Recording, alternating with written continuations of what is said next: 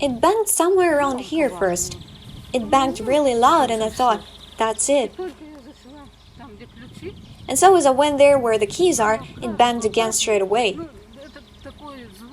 The sound was so horrific it might drive you crazy. Take a look at the second floor. The windows are all broken, you see? Just one is still there. The first floor is completely bombed out.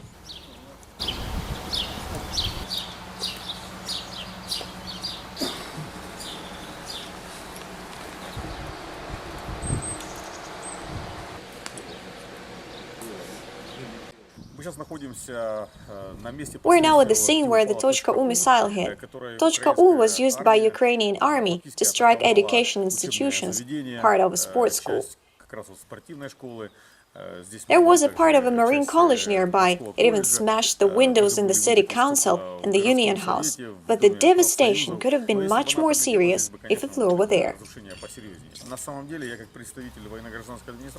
To be honest, as a representative of the military-civilian administration, I want to ensure you that this action literally proves that the Ukrainian army doesn't care about the civilians of Kherson at all. The Ukrainian army struck at the civilians who are not considered as people by their own government.